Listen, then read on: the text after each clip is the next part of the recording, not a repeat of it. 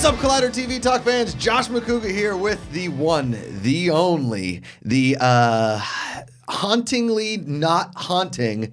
It's the day after Halloween. We got 2 days after Halloween. It's Thadd Williams. Hey, what's up, buddy? How you doing? I was thinking of adjectives this morning, and then I just drew a blank. Yeah, it's all right. I was like, spookily spooktacular, the one and only Thadd Williams. Ooh, spooky and spooktacular. The world wants to know via social media, did you get trick-or-treaters? I got 2 kids. Whoa! I got 1 kid and then another kid. Neither had parents, or if they did, they stayed on the street. Okay. And I couldn't see them. Okay. I think one was dressed as like a ghost with red eyes. Ah, scary ghost. And one was dressed as like a goblin of some sort. Okay. It was very. And then I had 4 high schoolers. Yes. And one of the high school girls dressed as Wario from Mario Kart with a cardboard car. Well done. It was impressive. Okay. It was not easy for her to walk up the steps. Yes. to get the candy, but it was good. I always find the intricate costumes to be very entertaining, but also non-functional at all. Yeah.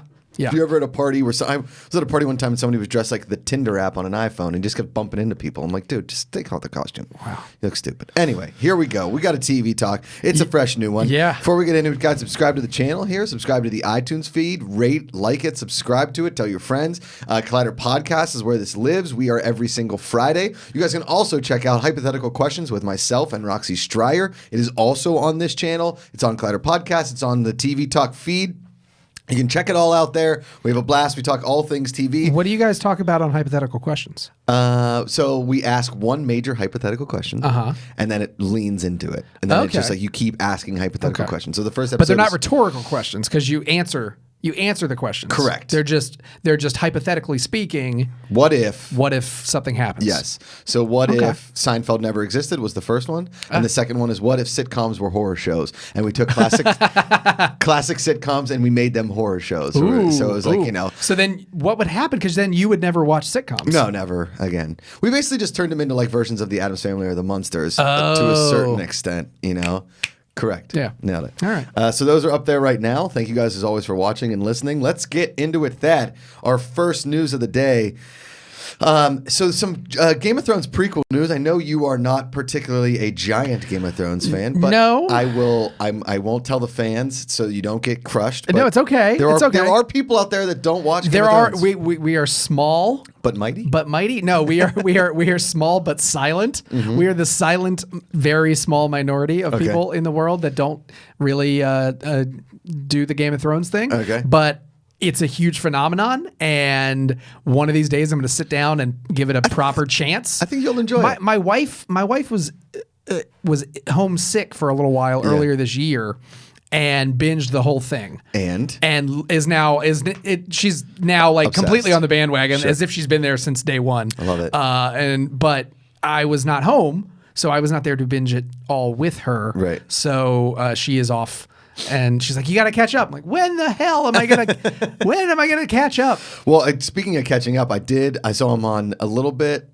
Before we get into this, I'm episode 5 of Bodyguard. Oh, I finished it last night. Did you? Oh, Amanda said she loved it, so I'll finish it tonight. Yeah, I'm psyched to talk to you about it because it's. I mean, I don't know about you, but as I was watching part 1, I was like, okay, this is cool. This is cool.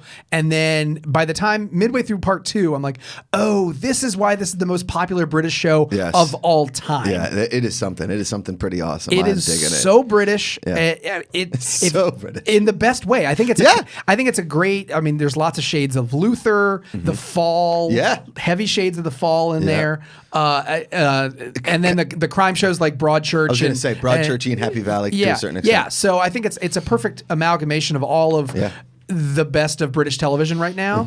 And I totally get why it's so popular, and I loved it. It was very entertaining. And it just goes to show you that a beautiful story can be told over 6 episodes. Yeah, that's all it takes.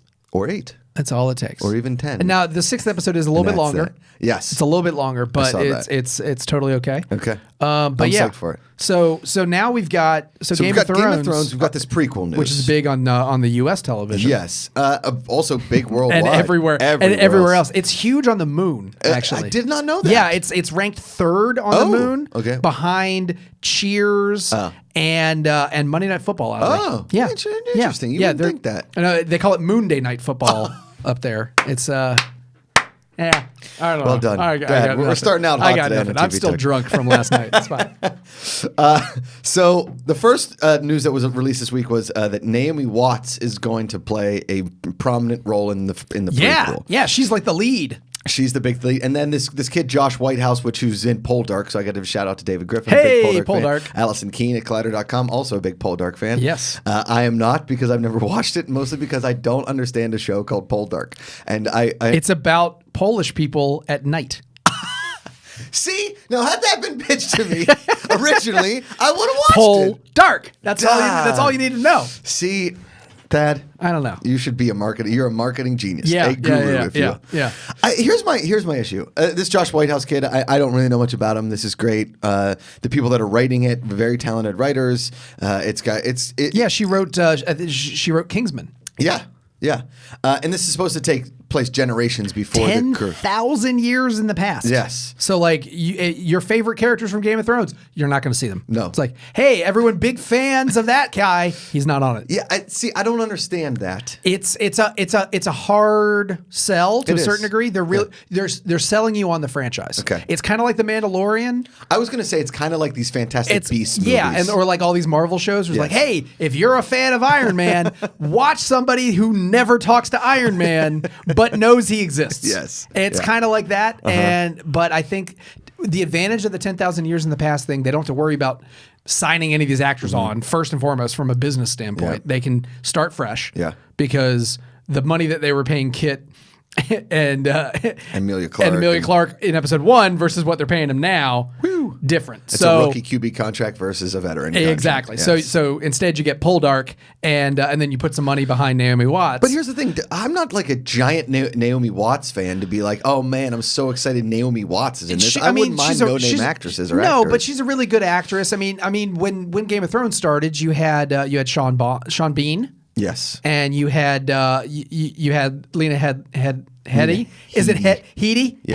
Headley. We've had this conversation. We've had this fight before in the office. Yes. Yeah. And so people that came in with some past credentials and some somewhat recognizable faces amongst an ensemble of very fresh faces that you might have recognized from one or two roles here and there, but for the most part they were newcomers. Okay. And I think, given the fact that day one we hear about Naomi Watts, day 2 we hear about the guy from Poldark. Right. It's kind of going to be that. Like, then every casting announcement for the next 2 weeks is just going to be like, this guy, he played Officer Number 6 on season 7 of a British show that no one's ever heard of. But on the flip side of that, it's sort of like when Finn Jones is cast, like, yo, he played so-and-so in Game of Thrones. And I was like, yeah, but he was in Game of Thrones for like half an episode. Yeah, no, I mean, and that's a problem, especially when you get a lot of theater actors. Science fiction does this for, like, Star Trek's famous for this. Okay. They hire people straight from Juilliard or the West End of End of London. Yeah. They like classically trained actors because they have a lot of dialogue that they have to memorize in a very short amount of time. Sure. And they got to give these big speeches. It makes sense to go to people that do this for a living. Yeah. And most of the time it's people on the stage.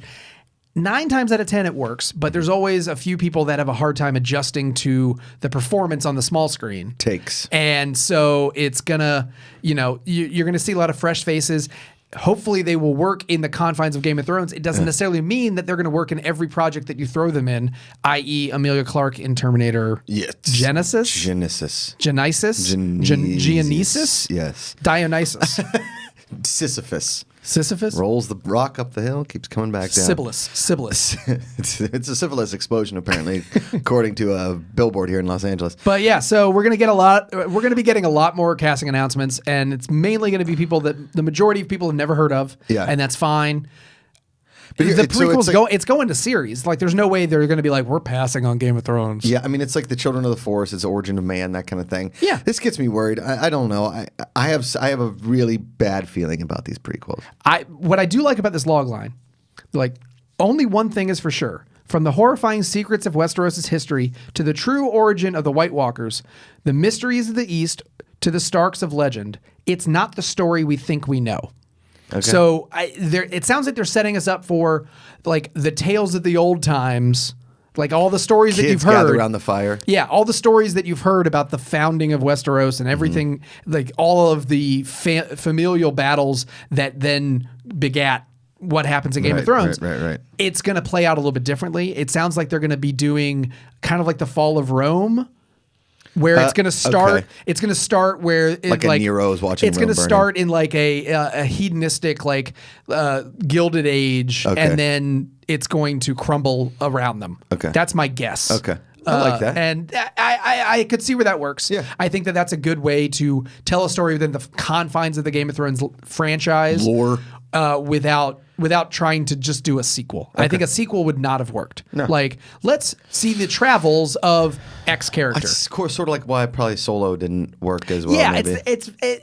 They all have that problem. I think there are some characters and legends that you don't need to explain more explicitly. Yeah. Which, I mean, that's why they got rid of the Boba Fett movie on the Star Wars side. Yeah. And you see it in science fiction all the time. You're like, the prequels. Yeah. You know what would be really cool? Let's see how Anakin becomes Vader. Doesn't necessarily work. It works better in legend. Yeah, I don't disagree. And so this is kind of a whole new story. It's not tied to one specific character. It's more the character of Westeros. Okay. And I think that could work. I like that. Could work. Yeah. We got our first images of Henry Cavill as the Witcher. Yeah.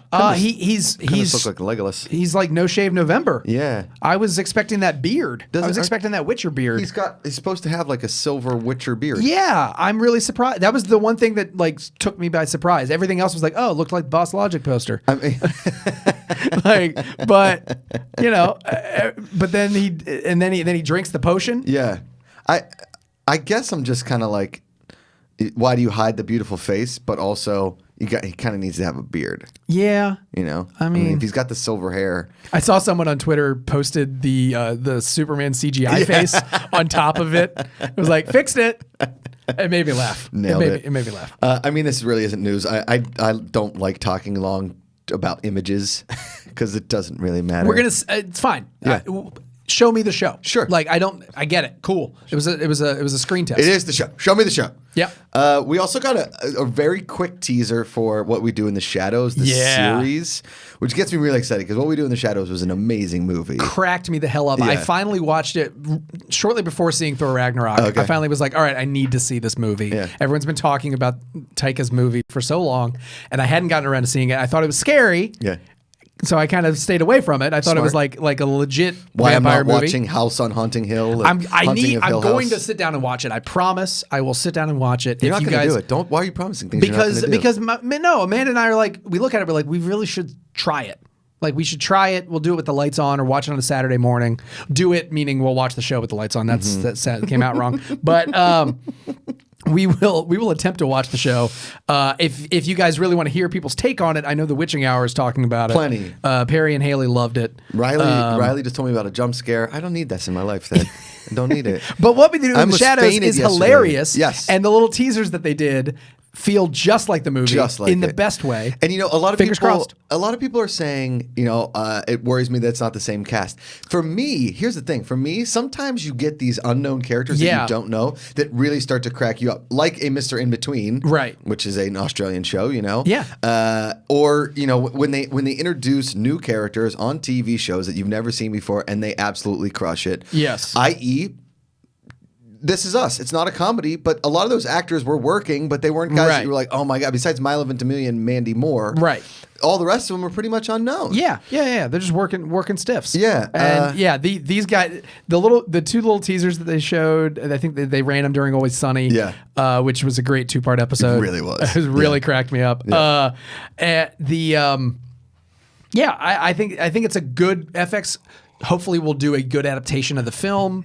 If FX does anything well, it's letting comedies breathe. Yeah, and I think this is going to work. Yep. Taika is involved in it. Jermaine Clement's involved in it. So did you watch the Flight of the Conchords special? I haven't yet. Did you see it? It was just a concert film, right? It was just a concert film. It was pretty good. I know this sounds terrible to kind of say, but I always thought the funniest part of Flight of the Conchords wasn't the songs. I mean, the funniest part of Flight of the Conchords was probably Rhys Darby. Yes. And going to the New Zealand and Kristen Shaw. Console. Yes. Band meeting. Yeah. I can't do a New Jermaine present. Yeah. Brit present. I loved the non-singing parts. So them doing an entire concert without them being Brit and Jermaine. Yeah. It wasn't what I was expecting. It's just like why I didn't really like First Man. I was expecting Apollo 13, and I got Ryan Gosling doing a character study on Neil Armstrong at the local learning annex. You know, like it was a 2.5 hour movie about Neil Armstrong's life. Thank you, Neil Armstrong, for landing on the moon. I didn't really need that as well. Then you will love Bohemian Rhapsody because it is basically a concert film. That's what I'm excited for. In a lot of going ways. This weekend for sure. And I think I saw Flight of the Conchords live on the Oddball Fest tour. Yeah, it was they were double billed with Dave Chappelle. Sounds perfect. Yeah, sure. and a bunch of stand-ups. Okay. And they were great. Their set was great. They did the little banter between the songs. Yeah. It wasn't the show. Right. But it was still like really entertaining. Kristen Shaw was on the bill, and I think she popped in at a moment in character. Makes sense. But like it was much looser, and I'm sure that's what the concert film kind of feels like. Do you think that they have new songs though? It's all new songs. It's all new material. Yeah. Do you think? Here's like a hypothetical, I guess, or just a question. What? just ask the damn question, Josh. What do you think we would have seen a better if they had done a season 3 of Flight of the Conchords, or if Dave Chappelle had stuck around and done a final season of Chappelle's Show? Ooh, that is a great question.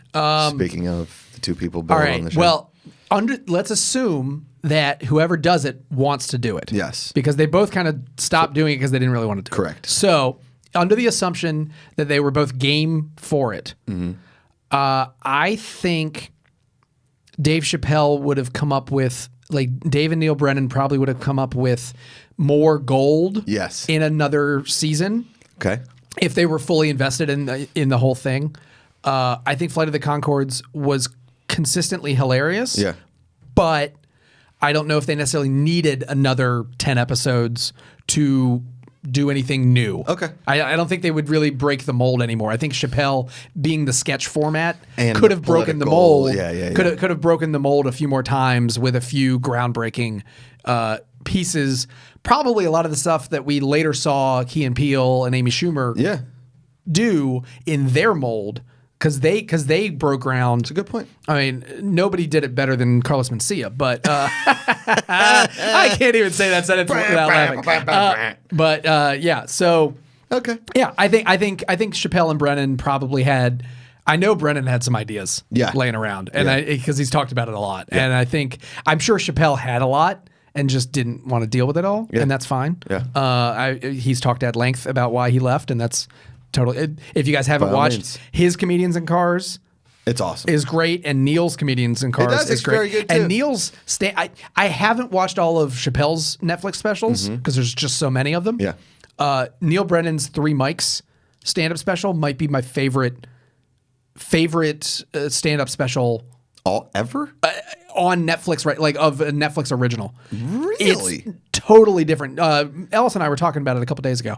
It is Ellis, Jeff, and I. Yeah, he has 3 mics. He's a mic for stand-up, or like a mic for one-liners, a mic for stand-up, and a mic for stories. And so like they light the stage a little bit differently, and he walks from spot to spot and does a different type of performance. It's like a one-man show. That's awesome. Stand-up special, and like pissed me off. I didn't think of that. It's genius. Okay. Like I heard him talking about it on his Comedians in Cars, and then immediately went to go watch it, and it blew me away. Okay. It's totally worth the hour. It's but have you watched Nanette? Sorry, that's what everyone always asks. Nanette is also worth watching. I don't think I've watched it yet, but I know about her uptick when she talks about things that are junky. Like, yeah. I found the first 10 minutes very funny. Yes. And I couldn't get through it because I couldn't get past her delivery. And I understand it's an important comedy special and it's very well done. Yeah. I take nothing away from it. Yeah. You literally just couldn't hear the New Zealand accent for that. I just couldn't get past it. Or Tasmanian accent. Everybody kind of ends the sentences like that. So you do a really good New Zealand. Like you've got a good Kiwi on you. I'm not bad. It's pretty solid. What's what happens when you're kind of obsessed with the Australian New Zealand culture? That's fair. Yeah, I want to retire there. You would have like you're called the wild man here in Australia. You just would be Josh, the man. Yeah, you're like he's a guy. He's a guy. He's a guy. He's like that's just the Australian in you. I have a very good friend from Australia, and every time I hang around with his Australian friends, they're always like, "It's fucking Josh. He can fucking hang with us, dude." Like that fucking guy. And I'm like, yes. Like I'm is your so friend, excited. Is your friend Jim Jeffries? Yeah, he is. Yeah. All right. Well, yeah. Right. So all that being said, what we do in the shadows, I'm looking forward to it. Boom. Looking forward to it. All right. Next up, we've got a Marvel double up. Marvel double up. I'm just trying to do segment. Yeah, we need some segment songs. We need segment songs. Okay, we got some segment songs coming in.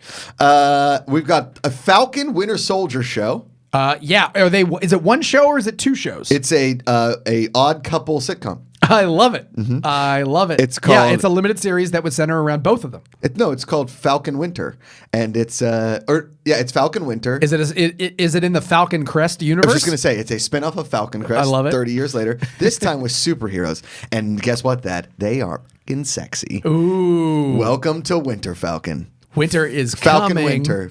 Yeah.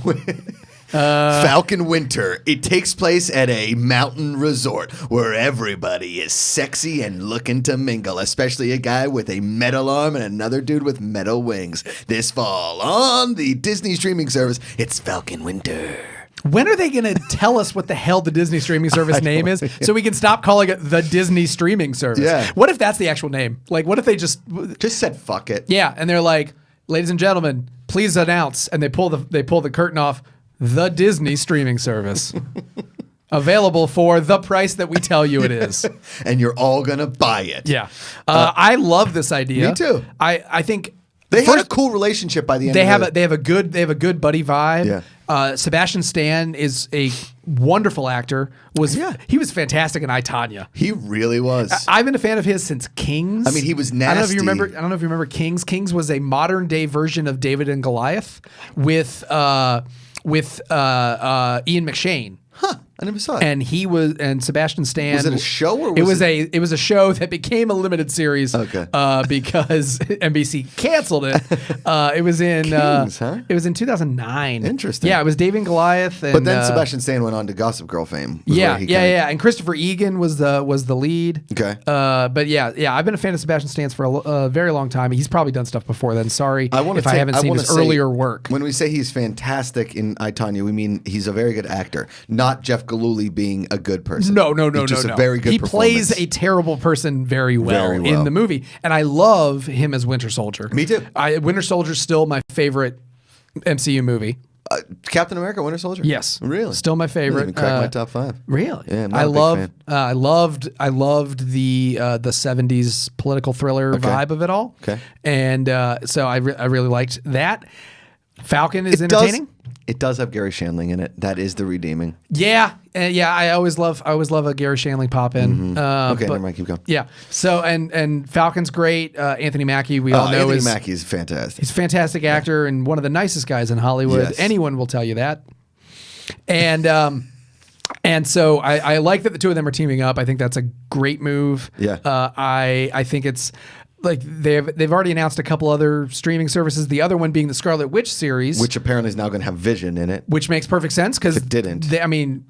So is still don't know. Rom-com? I don't know what the timeline. I still don't know what the timeline is. If this is like post Infinity War. 2 I would Avengers, think it's like in between. 4. Yeah, it's like in between a Winter Soldier, like Captain America, Civil War. Yeah, maybe it's while they were off hanging out undercover before the events of Infinity War. Sexy under the covers. Oh, that's what the show's called. Scarlet Witch under the covers, and Vision's just like, that's right. It's like under the helmet because he's like. Why did we turn both of these shows into like very sexy soap operas? I apologize, everybody. I'm really sorry. It's okay. It's okay. But yeah, so it makes perfect sense that he'd be in the show. Why wouldn't he be? I love that Tom Bettany went from being just the voice. Tom Bettany? Paul Bettany. Paul Bettany. Did I say John Bettany? You said Tom Bettany. Tom Bettany. That's his younger brother. Yeah, Tom. Yeah. He hangs. Well, there's Peter, Paul, and you'd think Mary, but it's Tom. Right. Yeah. Peter, Paul, and Tom. Mm-hmm. I love that he started as just a voice actor, the voice of Jarvis, and then became a live action actor in the show. That's the old Mork and Mindy treatment, like Mork appears on Happy Days and they're like, hey, everybody seems to be really catching on with this alien. Let's make him a real person. Let's give him a real show. You know what the story is with that? I saw it on the Robin Williams documentary. Yeah. Gary Marshall's son loved space things. Yeah. And so Gary Marshall's like, we got to put an alien in Happy Days because my own kid isn't watching my freaking television show, and it's the #1 show on television. Yeah. So they bring in Robin Williams for a guest spot as a crazy alien, and then he gets his own show. And then that is where the 4th camera is invented on Mork and Mindy for a 3-camera show. Every sitcom was 3 cameras. Yeah. And they added a 4th camera roving because Robin couldn't hit his marks. No, never. And the camera guys are like, that documentary, by the way, if you've never seen it, it's on HBO. It's a two-parter, right? I think so. I think amazing. it's 2-part. It's fantastic. Yeah, it's fantastic. You know what is an okay documentary I just saw? That Jane Fonda in 5 acts. I thought it was going to be way better. It's on my DVR, and I was wanting to get your take on it before I sat down to watch it all. I thought it would be way better because I love Jane Fonda. I loved her, and I love her in Grace and Frankie. She's amazing. Right. I loved her on The Newsroom. Yeah, she was fantastic on The Newsroom as the head boss. The owner of the company. It goes into a lot of the political stuff, obviously, and you kind of have to. And I kind of wanted more about Jane Fonda's performances and all that kind of stuff. Yeah, more so than her political her acting ambitions. versus her off. Yeah, I mean, I think her activism and the backlash affected her career so much that it kind of makes sense that you have to kind of delve into it a lot. Sure. And then her and her marriage to Ted Turner and everything else. All that kind of stuff. But all right, so we've got our Marvel double up. Whoop, whoop. I like it. I'll give that I wouldn't put that in theaters, but I'd put it on the Disney streaming service. Oh, good. The Disney streaming service. The Disney streaming service. We should maybe next episode come up with some pitch ideas for titles of the Disney streaming service. Yeah. Because originally mine it was going to be called Steamboat Willie's. No. No? I don't think that works. No. So, how about the mouse ears? You guys tuned in to the mouse ears? Tuned in the mouse ears? Or just turkey leg? Yeah, mouse TV. Mouse TV. Mouse TV could work. I don't know. Okay. I don't know. I got nothing. All right. Now comes the portion of the show where we welcome Cate Blanchett, her first appearance here. Hey, welcome, TV Cate. Talk. Big fan. Cate, thanks so much for being here. Oh, it's lovely to be here, Thad. Josh, not a fan. Cate Blanchett making her first foray into television. Wow. FX limited series called Mrs. America. Mrs. America. So I have to assume that this is a beauty contest for married women? No, it's what it is. It is a... No, it's actually like a really interesting real life story. You should not read the article. I should have read the second I read the first paragraph. Yeah. That just said the title, and then I didn't read the second. It's about trying to pass the ERA. Correct. The Equal Rights Amendment. Yeah. And Cate Blanchett is playing the antithesis to this idea, the woman that doesn't want the bill passed. She's playing she's Phyllis Sclafly? How do you pronounce that last name? Phyllis. I just couldn't get past. Whoops. Phyllis Sclafly. Shoffley? I don't know. Hold on. Here we go. Phyllis Diller. No. So she's the one that's trying to stop the ERA Phyllis from passing. Schlafly. Shoefly.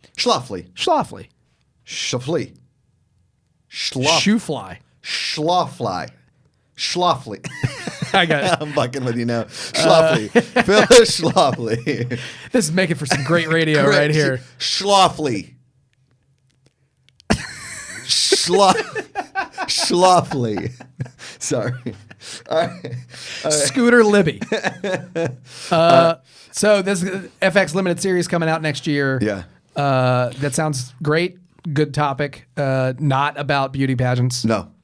It's about equal there rights. There she is, Mrs. America. Yep. No, it's about equal rights. I'm looking because I don't know a ton about this. I mean, I remember learning about it, but I love these documentaries about subjects that I know very little about, and then expanding on it. It's recent history, but it's far enough away. It's far enough removed that you can kind of get the full picture and also help explain it to a new audience. Yes. Which I think makes perfect sense. I like there. Some people will tune in because they remember it happening in real life. Right. And then a lot of people will tune in because they want to know what happened. Similarly to the American Crime Story series. Yeah. Which I think does a great job also on FX about giving us a full picture into these headline making cases that we didn't really know a ton about. I mean, this one about Versace, the last one, was more about. It was almost making of Versace. It was about that song. Yeah, because I was in it the whole time. It was more about the making of the murderer himself. Oh, that was the Andrew Cunanan story, without a doubt. Yeah, without a doubt. But it was brilliantly done. Yeah. This documentary, I know it's not going to be the same thing, obviously, but it reminds me of this TV miniseries, Show Me a Hero, the one with Oscar Isaac, where he played Nick Wasisco, who was a Yonkers congressman. Oh, yes. A Yonkers city councilman. Yes, right? I remember this one. And then the head of city council. That was a David Simon thing, I believe. Correct. It was very, very well done. Limited series, only 6 episodes. Dude, I'm telling you, this is one of those miniseries that has sat with me for a very, very, very long time. And like in your stomach? Like it sat right here. Like you just ate a really brisket, heavy lunch. like a brisket that's just not passing. Yeah, the whole thing. You can't get it out of there. Yeah. It's never going to do it. Sorry to hear that. And it's been rough lately. And he's so good in this miniseries, and it's about a point in history that I knew very, very little about, if anything at all. And it expanded on it, and the story itself was incredible. And Oscar Isaac, the fact that he didn't win an Emmy for that, really always got in my graw. Really got in my graw there, Thad. Oh. You know when things get in your graw? Yeah, it happens. Get rid of them. Just pass them. Mm-hmm. Yeah. You're right. Well, this will cheer you up. Okay. So we were talking about that show, People Just Do Nothing. Uh-huh. So I just saw this morning. Stephen Merchant from The Office and Hello Ladies. Yes. He and Logan, weirdly. Logan. He plays the friggin' the bald guy. white guy. The other guy. Hey, yeah, not the bald guy you know, a bald guy you haven't met. Correct. Is he even bald? I don't remember. No, I think he's bald. He's totally pale. Yeah, but he's not old. No. Hugh is the old one. Yeah, you is the old one. Yeah. Steven's the bald one. Yeah, and Patrick's the really old one. Really old bald. Yeah. So anyway, Stephen Merchant is teaming up with the guy from People Just Do Nothing, Asim Chaudhry, the comedian. They're going to do a Christmas special for BBC. Yes. Called Click and Collect, which is featuring them as 2 mismatched neighbors driving across the UK to find the one toy that will make a little girl's Christmas dreams come true. So basically Jingle All the Way. Except no Arnold Schwarzenegger. But with 2 comedians. Sounds awesome. And it's being written by the pair that wrote Witless, which I'm not familiar with. Directed by Ben Palmer from The In-Betweeners. Wait. Are you talking about Larry the Cable Guy, Witness Protection? Witness Protection? No, I think it's. I think this is a British show called Witless. Witless, got it. Which is it's a show about 2 ordinary flatmates. I think we should start calling apartments flats here. Yeah, I kind of like that. I always was confused as if, hey, it's my flat, but what if you have 2 levels in your flat? Is it still a flat? Because I would think flat is just 1 level flat. I don't. Is that? Am I thinking? I don't know. outside? I don't know. Yeah, I got if it's not a flat, is it like a heel? It's like a wedge. A wedge. It's a wedge. Yeah. Welcome to my wedge. So yeah, it's being directed by Ben Palmer, whose claim to fame is the In-Betweeners. Yeah. So should be really funny. I love it. Stephen Merchant said at the announcement, "Every year my family watches the big Christmas TV specials. My dad falls asleep halfway through. This year I'm very excited to be starring in one that my dad can fall asleep halfway through." So it's it sounds fantastic. Love it. It's just going to be a fun BBC Christmas special, which they're famous for. I'm sure it'll be on BBC America shortly thereafter. Okay. So I'm in. Quick trivia question. Here's a little schmodown for you. Who played Ted Moulton in Jingle All the Way? Ted Moulton. The character Ted Moulton. Ooh.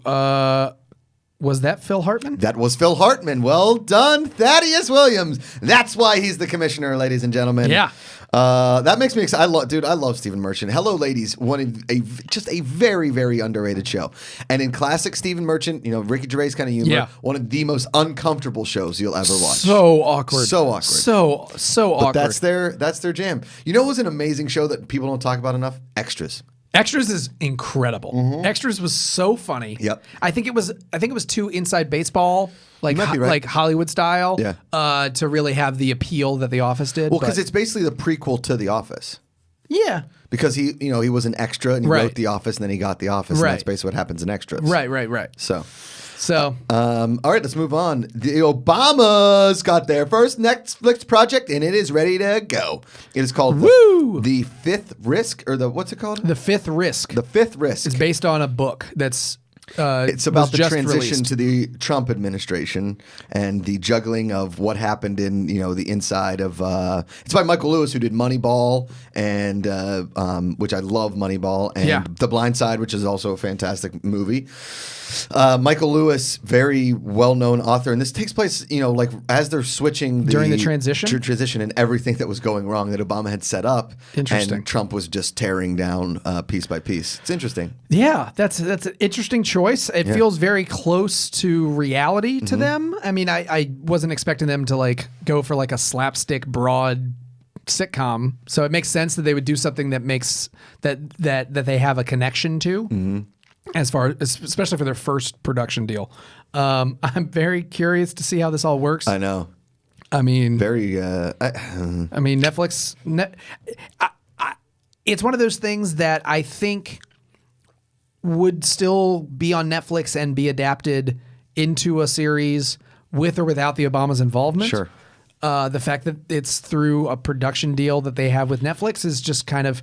Do you think only in 2018 would this happen sort of thing? Do you think we ever see Donald Trump, or do you think he's just mentioned? I think he's probably just mentioned. Yeah. Which is actually more behind the scenes players. Yeah. Well, that was the original. Basically, the original pitch for The West Wing is you weren't really supposed to ever see the president. He'd show up in the pilot and one or two other episodes, and then they just talk about him. Yeah. He would just be a cameo role. And then they realized, we have Martin Sheen. He's really good. We should make him a main character. That show was fantastic. I know you're a big fan. I'm a huge fan. Do you ever think that in today's climate they would have had a spinoff called The East Wing that would have been on a CBS All Access? Yeah, they're still working on The East Wing. Okay. And that's that is going to air. It's actually going to air on ET Live. Gotcha. Which is CBS All Access's new app, ad-supported app. I used to go into a decent amount of rooms to pitch reality shows. This was a couple of years ago, right? Mm-hmm. And I would always go in and see that if I could get their attention by pitching a kitchen confidential, like a Hell's Kitchen inside the White House kitchen, and the president and his family have to approve the meals, and they're all like, that's a really good idea. I was like, well, you guys are idiots. This is never. You can't get a cooking show in the White House. Not going to happen. But they do every now and then. They do a special about the White House chef preparing the gingerbread house at Christmas time. Yeah. And it's fascinating. And they also do a lot of specials about the White House Christmas tree, where they get it. And they do the lighting. Sure. They decorate the whole place. Yeah. Yeah, it's fun for the whole family. It's patriotic and celebratory all at once. Hell yeah. What else we got? Okay, we got some renewals and some cancellations. Oh yeah. Let's first of all, Netflix is saying, jeez, congrats and goodbye. BoJack Horseman renewed, something that they own. It is. Will Arnett crushes it as BoJack Horseman, but it is a stressful animated show now. It has gone from funny to just funny serious. Yeah, and now it's just hard to watch. It's real tough. Yeah. I mean, it's the meltdown of because it's animated. It lands softer, but it still lands pretty hard. Is Will Arnett playing himself at this point? Pretty much. Yeah. Yeah. All right. And they canceled. Let's get a sad violin in here. Can we get a violin? Thank you. Boom, boom, ba-dum. American Vandal season 3. We'll never see it. We may. I mean, here's the thing. You called it last week. You said that if Netflix didn't own it, they were probably going to cancel some of their bigger series. Yeah. If other people were coming and asking for more money, knowing that Netflix was putting out all this money for things. Yeah. So American Vandal, owned by CBS Television, and Funny or Die, Yep. Which means it could live digitally, or it could live on the CBS All Access, something like that. Well, I a couple weeks ago, I would have said no because I didn't think it would be a good fit for CBS. But since they just greenlit that adult animated Star Trek show for All Access, they might be looking for some more edgier programming to try to make their app a little bit more well-rounded. Sure. So I could potentially see them picking this up for a third season on All Access because it comes with a built-in audience. Yeah. Which all of their other properties that they've greenlit for that app come in with a built-in audience, which is part of the whole point. Like Twilight Zone, Star Trek, The Good Fight. They all have a pre-existing fan base. So it sort of makes sense. I don't know if it'll ever happen. Right. But it's an option. And it leaving Netflix, totally get. Do you think that they were scared that season 3 would have been like, this guy jizzed everywhere? I mean, I'm sure that it was going to be ridiculous. Yes. But I think at the end of the day, season 1 was on everyone's mouths. Yeah. Everybody was talking about who drew the dicks. Right. And it was everywhere. It was a cultural phenomenon. Sure. Season 2 was, I think, a improvement on the format. I do too. And it didn't land with as much of a hard hitting, like, large audience. So the poop humor isn't as. I mean, I think the subtlety, if you even want to say it was subtle, the little subtleties, a little bit of subtle, subtleties in season 1 were kind of thrown out the window for the straight up poop humor in season 2, and I think it worked fantastically if you're a fan of the first season. But I can also see where it wouldn't necessarily be as widely talked about. I agree. And Netflix just has so much friggin' programming that stuff gets buried. Stuff gets canceled. Buried. I mean, I haven't watched season 2 of an OA. We may never even see that. Yeah, there are seasons that you will never hear about. I mean, and there's programming. There's so much programming everywhere. I mean, Man in the High Castle premiered. I didn't know about it until it was already on the air. I know, and I still haven't. I finished it late last week. Okay. And fantastic. Okay, really good. I'm going to finish Bodyguard, then I'm going to finish Daredevil, then I'm going to finish Man in the High I'm only Castle. like 5 episodes into Daredevil. Okay. I'm loving Daredevil, but I haven't finished the whole thing. But yeah, I mean, I haven't started Sabrina yet. No, I'm not going to watch that show. I don't think it's that scary. No, I know. I watched the pilot. Oh, you did watch the pilot. Yeah, it just wasn't your bag. No, I get it. It's Riverdale with witches. Gotcha. I mean, you even see Archie in the opening credits. Fair enough. I know what it is. Yeah. And I have a lot of TV to watch that I want to watch. No. It's not high demand for you. Correct. Yeah. If I can squeeze it in, I might. Okay. But yeah. There's another thing coming to Netflix soon. It's a documentary series. God. Josh, what's wrong? Why are you crying? It's about dogs. Is it about good dogs? They're good boys. Are they good? Girls? Are they good boys? Are they good girls? 14 out of 10 would recommend. Oh man. Oh. I just saw the trailer and I was like, oh God, I'm going to cry. I just turned it on mute and I'm going to see if I could keep myself from crying while just watching dogs running around. It's the one guy's dog is trapped in Syria and he's got to get his dog back. No, I didn't know that. Each episode, it's an anthology basically. Each episode is totally different about a different dog and the journey with their owner. Oh God. Yeah, I know. I don't know if I have the human strength to watch that. I watched A Dog's Purpose and halfway through I was like, please tell me that this doesn't end. I think it's going to end. Like I lost it during A Dog's Purpose. I've never watched Marley and Me. For that very reason. I've watched the first half and I turned it off because I knew what was happening because I knew the story and I couldn't do it. My cousins live by the house that is the exterior. Oh, they just showed a picture of a dog just sitting upright on a street corner or something taking a picture. Sorry.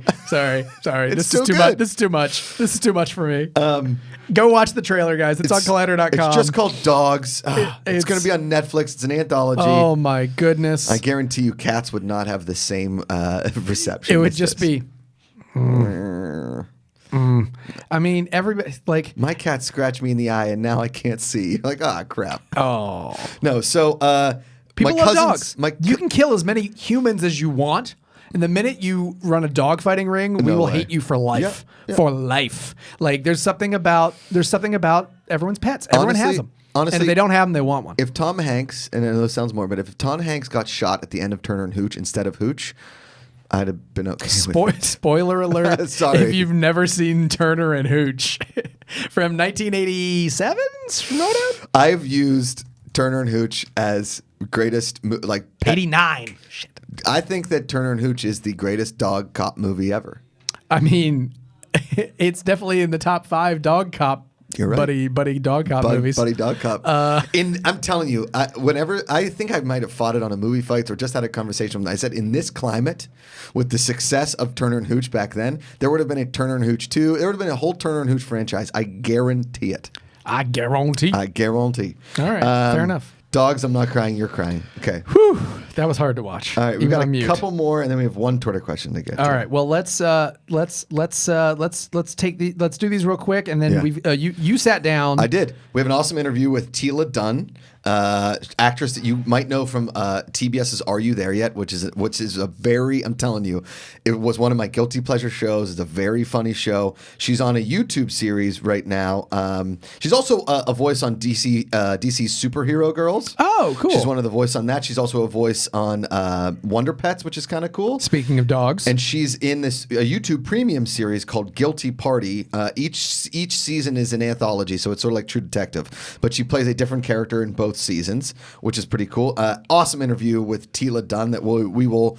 I mean, we could throw it in right now. Let's do it right now. You want to do it? Yeah. Let's throw it to Teala Dunn. Teala, thanks for coming in. Check it out, guys. What's up, Collider TV Talk fans? Josh Macuga here with a very special interview with the star of Guilty Party Season 2. You guys know her from one of my all-time favorites, Are We There Yet on TBS. Ladies and gentlemen, Teala Dunn. Hello. Thanks for coming in. Thanks for having me. So we almost had you in a couple weeks ago. Yes. And now we've got you. Back. Yes. Yes. We rescheduled it. We're making things happen. I'm Absolutely. excited. Back and better than ever. Yeah.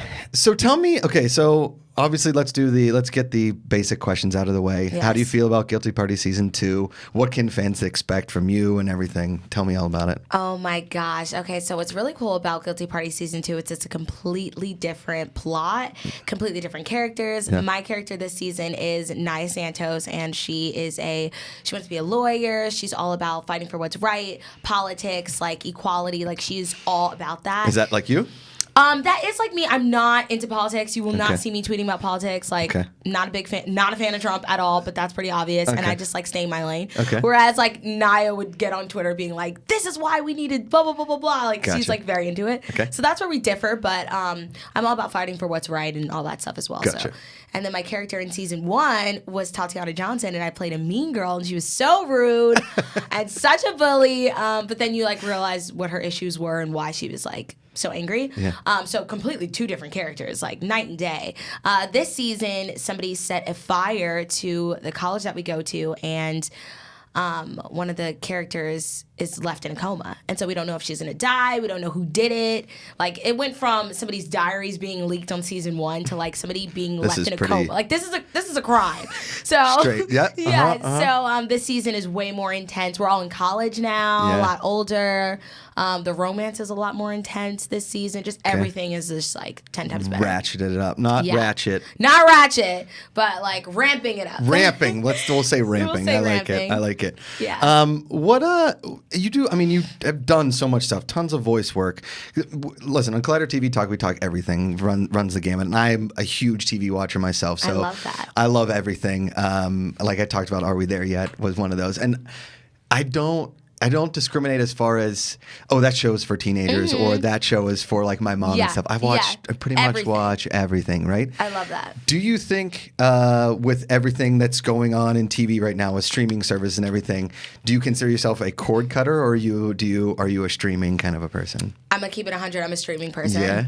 I like literally have a TV in my room and like like a good thing is like one of those Apple TVs where it like connects to YouTube and Netflix and all that because like every day I'm just like, okay, Netflix, okay, like I'm just always on Netflix and YouTube and Hulu. Right. So is there a certain show that really got you involved? Like, the inspirational show that you go back and watch or you watch now that's like, that's what I want to be doing? Oh my God. I mean, that's every time I watch Riverdale. I mean, I'm obsessed with Riverdale. I think the show is just incredible. I think the casting is so great. And my dream 100% is to be on a show like that with like such a fun cast, and like the lighting's so cool and everybody looks so cool and it's like dramatic, and like I love that. I mean, Guilty Party's pretty dramatic too, which we love. Yeah. But that's like my goal. Are you a melodrama fan? Are you all about that drama? I am, just because I feel like it's more challenging for me, just because like comedy comes so easy to me because I did Are We There Yet? I did 100 episodes of that when I was 13. So that was almost like acting boot camp. I got to work with like Terry Crews and Ice Cube, who are literal legends. They're so funny. So just being around them when I was so young, I like soaked it up like a sponge literally while I was doing school. On set, so I learned so much. So whenever I do like comedy stuff, it's fun, it's great, but I'm just so used to it. So when I do dramatic stuff, I really want to like cry and like get really into it because it's something I haven't done that much. Right. So I feel like that's why it's so exciting. What was booking that show? Because you started very early on. Were you one of those kids that said early on, "Mom, I want to be"? Oh my God, yeah, 100%. So my older sister, actually, Ayana, shout out to her and love her. What's up? She was an actress before me. Okay. And I was like one of those kids who was like so obsessed with her older sister because I'm the youngest. It's just her and I. And so I always wanted to do what You're she the did. baby. I'm the baby. I get it. Being the baby's the best. I know. We get away with everything. Yeah. My mom loves me way more than my brother. It's great. Don't tell I would never say. But yeah, so I wanted to do what she did, and my mom was like, okay, like we'll test it out. And then I did a couple like print things, and then I did like a Sears commercial, and then I just kind of jumped right into it. I did Law and Order and Law and Order SVU when I was 6. Then I booked the Wonder Pets when I was 6 to 13. Then I did the. Were you here at that time? No, this was all New York. In Jersey. This was all in New York. Okay. East Coast. Yeah. Yeah. Yeah, because when you hear Law and Order, you hear. Yeah, you know that's East Coast. Yeah. And then I just like one thing led to another, and then I feel like for me, Are We There? It was definitely like my big break, just because I was a series regular and like I just learned so much. Yeah. Did you know? Okay, this is obviously showing my age a little bit, but did you listen to any of Ice Cube's music when you were that? I was not allowed to. Yeah, okay. I mean, I do now. Sure. I love it. Yeah. But no, like growing up, my parents were like, turn that off. Right. Like, no. Yeah. Like, I wasn't allowed to watch a PG-13 movie until I was 13. So, whoa. Yeah. Yeah. I had strict parents too, in the sense that I could try and fool them. Like early on, I told my mom that parental advisory on a CD or on like whatever oh my God. meant that they needed to just make sure that they liked it, just like I did. Mom was like, I'm sure it's fine. Ice Cube, he sounds like a real nice guy. I'm like, done and done. Yeah. Thank you. Do you see any of those? Did you stay in contact with people from? Yeah, I see them here and there. I ran into Terry Crews like at an event like 2 months ago, and it was just so great reuniting. I was like, Terry. What? So you're in. I mean, the DC superhero girls. Yes. Obviously, we talk a lot about comic book and stuff on our channel here. Do you watch any of the DC stuff on like the CW or anything like that? Oh, I do. Yeah, I do. I'm obsessed with it. You know what's crazy? It's like I used to think that I really wasn't into like the superhero world, but like once you watch one movie or one show, you get hooked. Like I see why people love it. It's so fun. Yeah. When did the YouTube stuff kind of pop up? So actually, a lot of my friends were just like, "Oh my God, like I have a YouTube, like I posted this video," and they would send me links or whatever, and I wanted to watch it, but the only way I could like keep up with watching them was like to have an account so I could subscribe to them. So I like created an account, used my own name, and then I was like, "Hold on, like maybe I should start posting myself." So then like in between just like being bored on set, if I had like a break, I would just film when I was like 16, and I kept up with it, and then I realized that there was like a whole beauty community, which I had no idea. Yeah. The beauty community on YouTube is huge. I mean, I'm so into it. It's so, it's so big. So then one day I went to the mall and I bought a bunch of stuff like Bath and Body Works, makeup stuff. Yeah. And I was like, I want to show what I got. And then I realized that that's called a haul. That's a whole thing. Okay. And so I posted. I'm learning lingo now. Right? I like it. Okay. I posted my first ever haul and then just kept up with it, and then. Yeah, here it is. Here it is today. Do you have a specific video that you think was like your creme de la creme, your favorite video that you ever put up, or something that has either the most hits or something you're most proud of that you put up? Oh my gosh, there's so many. I mean, I have the vlog channel as well. So I have a main channel, vlog channel. I love my vlog channel because I just get to be so raw and so myself. I don't know. I did a Q&A with my mom, and people loved that. I just met your mom briefly. She's amazing. She's the best. So anytime I like really open up with my viewers, those are always like my favorite type of of videos. Whenever I'm just like not wearing makeup and I'm just like, listen, this is how I feel. And usually it goes over really well. So any of those type of videos on my vlog channel are like my favorite. When did you realize that the vlogging was where you kind of found your passion? Because you had your main channel, you were doing this kind of stuff, and then you were, because I agree, talking right to camera is always, it's important. I rarely edit the kind of stuff. I think that's important too. Do you have, I guess maybe certain fans or certain people that have reached out and asked you for advice? Do you see, because the term influencer is very broad, but also has kind of gotten this weird connotation to it now. Yeah. Because people are like, influencer. Exactly. Yeah. But there's people that do it well and I think correctly, and then I think there's people that do it wrong and incorrectly. Do you feel a certain amount of, I don't want to say pressure, but a certain amount of responsibility to do it the right way? I mean, 100%, but at the same time, like I believe in just being genuine and being true to yourself. And if you're portraying a different type of person online, eventually you're going to get found out. Like, these viewers are smart. They know when you're being fake. They know, like, eventually somebody's going to have a Snapchat or something of the real you. And then your fans are going to be like, what the heck? This is a completely different person. So I always like to be very transparent with my viewers. And, like, I'm literally the same way that I am in my vlogs in real life. And I think what made me like feel so passionate about my vlogs is whenever I go out, if I'm at the Grove, if I'm at the mall, if I'm getting my hair done or nails done, wherever I am, or even if I'm at Starbucks, I'll meet so many viewers and they're like, Teala, I love your vlogs. Like, your vlogs make me so happy. It's always about the vlogs. Like, love my main channel too, but it's always, I love your vlogs. Your vlogs help me through, like, whenever I go home from school and if I was getting bullied, like, deep stuff that me just talking to a camera and telling them how I feel or what I was going through that day or giving advice just really helps them. And that just motivates me so much. Is there, because obviously everybody that has done anything on YouTube anywhere in it talks about the comment section, right? I have to. Right? We've all been a part of the hate. How do you feel about internet trolls? What is your not? I mean, obviously we know how you feel about it, but what's your course of action? Do you? I mean, at the end of the day, which I really have learned recently, they just want attention. They just want attention, and as much as it's so annoying and you don't want to give them the attention, you end up doing it just because I feel like a lot of times when people see influencers or they see like, oh, this person has money and they have followers, they're not human. They think that they're not human. Like, they put that person that they're watching in a own category. Like, they're not going to read comments. They're rich. They're doing this. They're out doing that. They have this opportunity. They're not human. So I can say whatever I want to say to this person and drag them down when you don't know what they're going through. You don't know, like, if they just broke up with somebody, if they, like, have been depressed lately, if they gained weight. Like, you just don't know what they're doing that day. And so I recently, like, made a video on my channel just, like, reading the comments that I get. And in that video, people were like, oh, my God. Like, I didn't even realize that you read your comments. Like, people think that I have, like, some assistant that's, like, reading my comments. But people put these influencers in these categories that we have, like, all these assistants and all these people that, like, monitor things and we just upload and leave. Like, no, I actually read my comments and I want to interact. And sometimes it does suck when all your comments are just people, like, spreading rumors and just being very rude. But at the same time, those people just want attention. Yeah.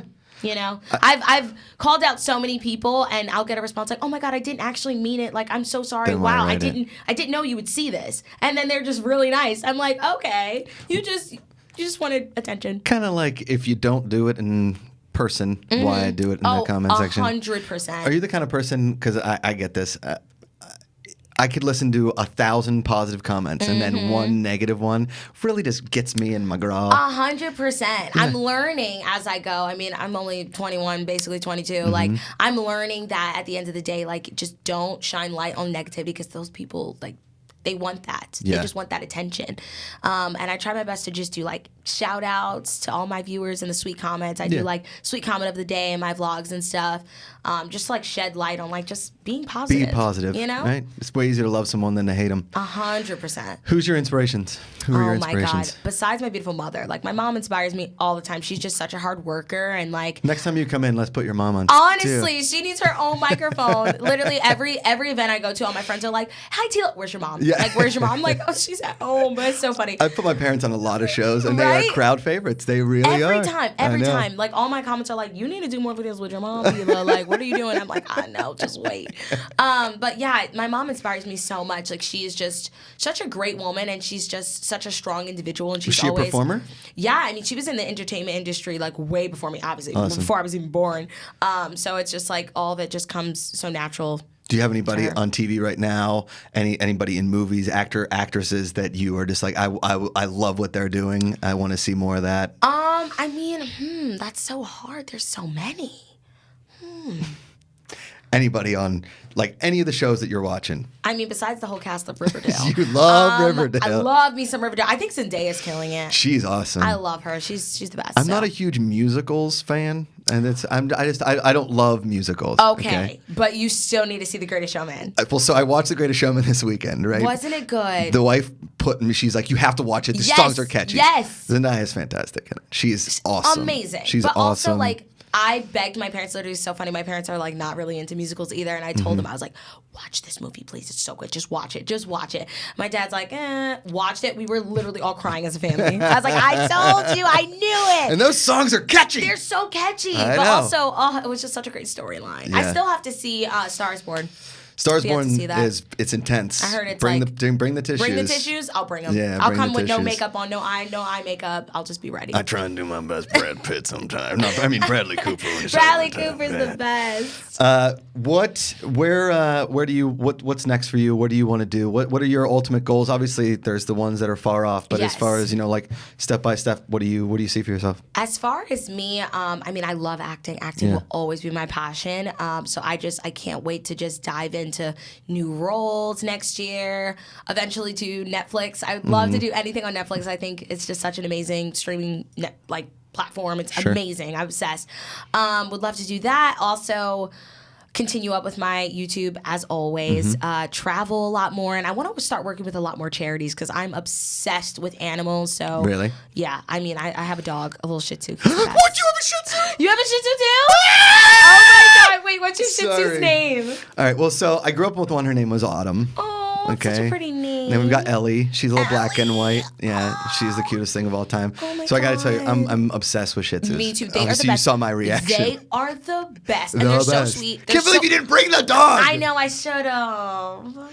He's So, old man. what's his He's name? an old man. He's 10.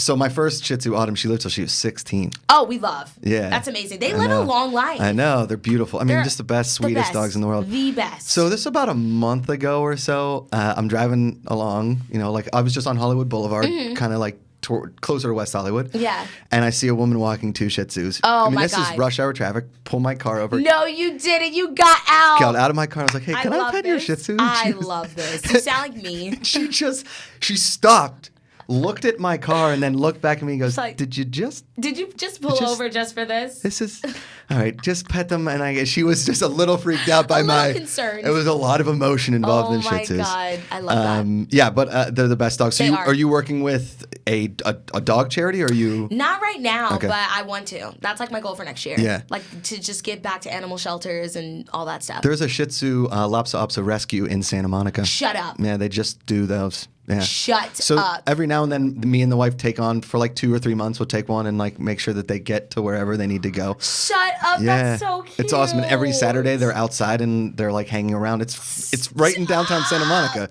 You can go Stop. check it out. Oh my God, Yes. you have to give me this information. Oh, I will for sure.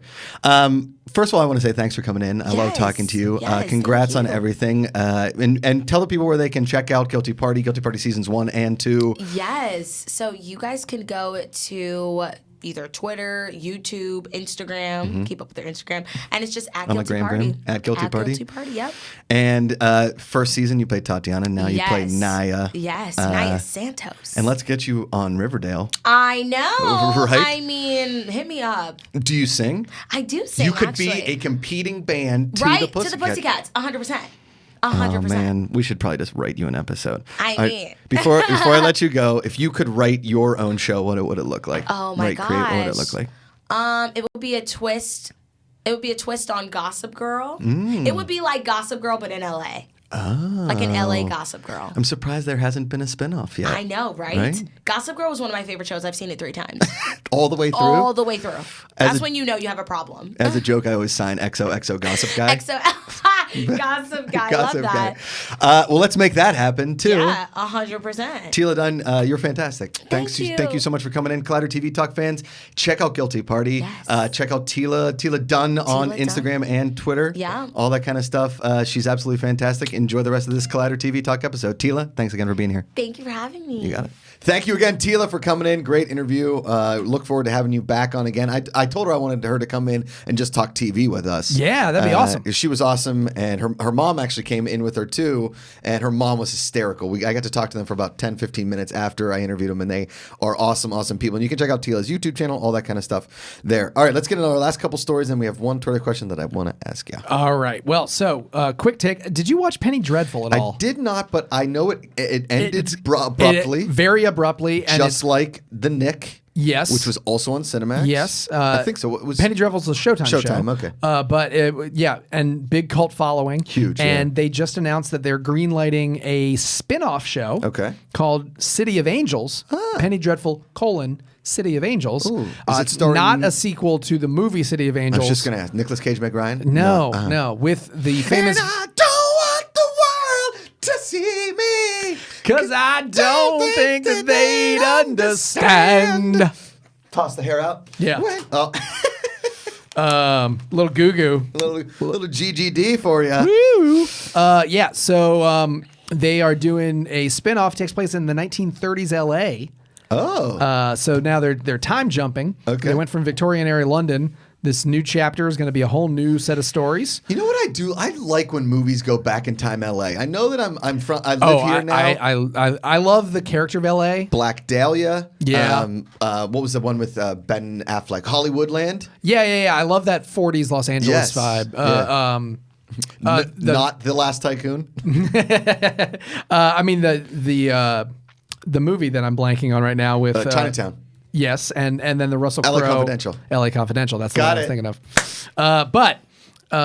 So this one takes place in 1938 LA. I'm in. It's going to be deeply infused with Mexican American folklore and social tensions. So we're looking at like a bilingual series. The teaser art shows like a De los Muertos. A Dia de los Muertos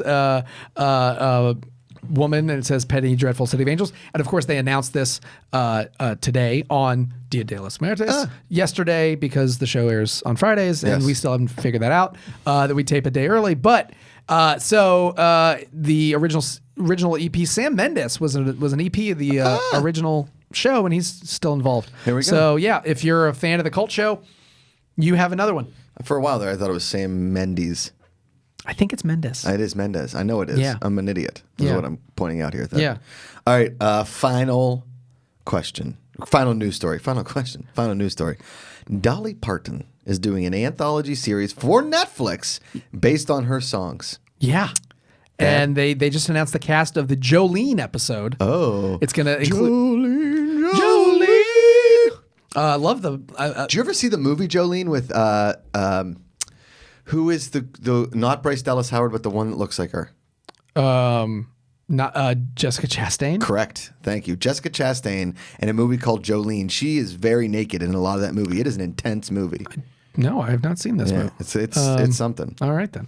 In the Netflix anthology episode, which will probably not include any nudity if I were to know Dolly Parton, is going to be Julianne Hough, Kimberly Williams Paisley, who was the bride in Father of the Bride, and is married to Brad Paisley, the country star, and star of the Peyton Manning State Farm commercials. Oh God, yes, yeah, those friggin' commercials, they're everywhere.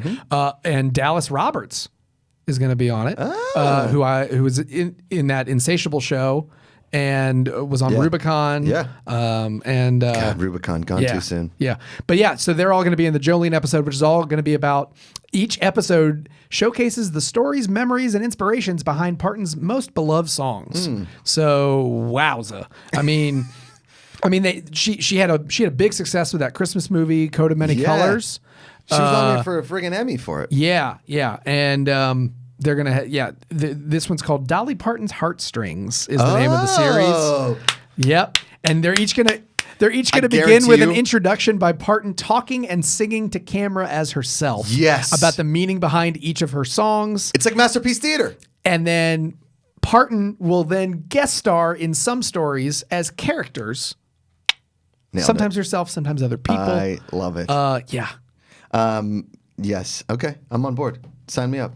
I mean, I don't really know many Dolly Parton songs, but I don't know what all the episodes are going to be. Yeah. I mean, it's kind of a cool idea.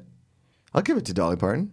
Like, I mean, if I was in the room and I was pitching Dolly Parton, I'd have called the show Heartstrings. I mean, that's, it's a no-brainer title. Clear title. Clear winning title. All right, you want to do a Twitter question? I do want to do a Twitter question. Okay, here we go. This one comes from Tanner Rowan at Tanner Rowan 6. Okay, Tanner. I've already rewatched The League twice since it's been added to Hulu. It's a good rewatch. That's a lot of watching of The League. That's a lot of rewatch. That's like 7 seasons, wasn't it? But The League. I mean, it's a quick binge. Yeah, and you can put it on in the background or whatever.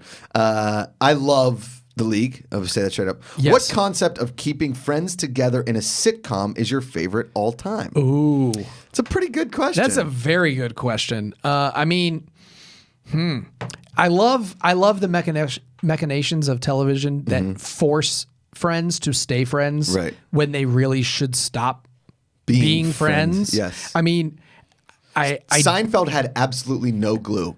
No. It's just that they were friends. Well, Kramer is across the hall. Yeah. That's really the only, and like George and Jerry were best friends. And Elaine, I mean, like they dated and then they stayed friends, which was weird in the show because that did not happen with any other woman in the city of New York. Yes. But the one that stuck around, they stayed friends. Right. I mean, there's obviously like the clear ones. You know, Scrubs are in a hospital. Brooklyn Nine-Nine, they're cops. Right. Workplace comedies, I love those. Mm-hmm. The one that came to mind for me. The Office is great because they're not friends really outside the office, but it's always in the office. Yeah, they're not friends outside of work.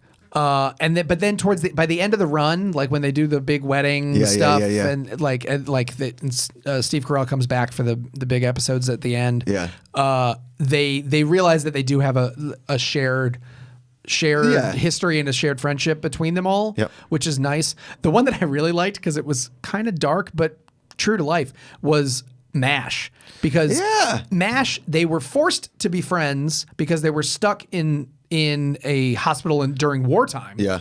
They weren't all friends. There was antagonists within the show, but they were close. Some of them would leave and they'd be like, we'll see you later. And they never really did. They fell off. And then in the series finale, the big moment in the series finale is the conversation between the main two characters. You bring up MASH on the show a lot. It's a great watch. But in the series finale, they talk about how they're going to stay friends, and he literally is like, "We will never see each other." He's like we're friends here, and we're not friends anywhere else. And I know that as soon as we leave, I will never see you again. That's a sad thing. And then, to think unfortunately, then CBS had the great idea to create After MASH, which was a total and colossal failure. It's like Baywatch Nights. Yeah, it was like 3 of the side characters then worked together at a hospital in stateside. Smart. And it didn't work. Yeah, of course. But this concept that we're not gonna be friends anymore. Right. Whereas Friends ends, and you're like, we'll see each other. Like we're moving into a new chapter of our lives, but we'll see each other. We'll see each other. Yeah. We'll meet up for brunch, and we'll. I always love on Modern Family because I know it's a family, so it's not friends, like a friends thing situation per se. Yeah. Like I think in something like a How I Met Your Mother, the bar keeps them together, right? And like How I Met Your Mother, and then their relationships to each other. They're the ties that bind, right? But in Modern Family, there's so many episodes where they're like, do we need another reason to get together? Because they're always getting together. They have to. I love it. They have to get together. What do you think? Funny. What do you think about? I'm like trying to like get on top of my head because I love the idea of Parks and Rec, even though it's a office workplace, right? But they are government, and they're friends outside of it. They are friends. They are one of the few. They're one of the few workplace comedies where like they make a point to be friends with one another outside of work. Correct. Which, I mean, that goes back to like Dick Van Dyke, Mary Tyler Moore stuff, where like they were friends because they were friends. Yeah. I love Lucy their best friends are their friggin' landlords. Yeah. Like their landlords are their best friends. I don't know if that's just like they want to make sure that they don't get evicted. Yeah. Like that's kind of a funny little, because there are very few shows like The League which have succeeded in the sense of the reason that we're all friends is because of a very silly thing. Just a silly thing, which is fantasy football. Yeah. But they make a life out of it, basically, right? You know, ripping on each other, kind of a situation. I think The League is singular in the fact that it's such a small gitch that keeps this show running week in and week out. Right. I mean, like Always Sunny, the bar, they actually own property together. Right. Like you could live call together. You could call it a workplace comedy because they do have a vested interest in one another. Technically, they're sort of working, right? And like I'm trying to think of other sitcoms that I've watched recently that don't follow that. No, I mean, because a lot of times it's family. I mean, The Good Place. There you go. They are stuck together. That's true. And the conceit for why they're stuck together is great. Yes. And they keep coming up with a new reason to literally make the universe combined with their forces. 100%. Like the universe is putting them all together. I love The Good Place. I think you know what? I think that's the call. Yeah. The Good Place. And Barry's fun too because it's an acting class. I've seen this trailer for that is good too. Yeah, Barry the acting class, and he's not. And then his only other friend is like. And in Veep too, because Veep is a great workplace. Yeah, but they're also friends because they can't be friends with anybody else because it's politics, and they can't really be friends with anybody else because they want to spread dirt and all that kind of stuff. True. They're bonded to each other. The high stress job workplace shows are the ones where like they're friends with each other because no one else can understand it. Right. Like a Scrubs. Newsroom. Yeah. Newsroom, which was an hour-long drama, but still had a lot of comedic moments. I mean, it was almost like an hour-long dramedy. Yeah. Like, yeah, a lot of them, they're forced to hang out with each other because no one else would understand. Like to anyone outside of the world of Veep. Yes. Like if you don't work for Selena, they would all like get you committed. Like you're a crazy person, and you're just completely a psychopath. Yeah. But in their world, they're like, oh no, you're the sane one. Yes. Compared to Selena. To this one. So it's they're all levels of craziness. I dig it. So that was a good question, Tanner Rowan. Thanks for nice the work, Tanner. question. Hashtag at Collider TV Talk. That's it for us.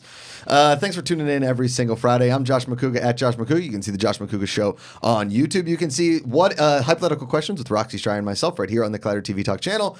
Everything else on Collider Live, Schmodown, all that kind of stuff. We're all over it. That's Thadd Williams. You can find me at Thadd Williams, where I will be lamenting the fact that Alex Trebek re-upped his contract. He did. To 2022. We left that off the rundown just so that we didn't have to needle you one more time. Listen, it's I just have now till 2022 to get that campaign on fire. I just keep building. And it's a marathon, not a sprint. Marathon. Correct. Thank you guys as always. Did you say marathon? Marathon. Marathon? I didn't know to. Marathon. Marathon.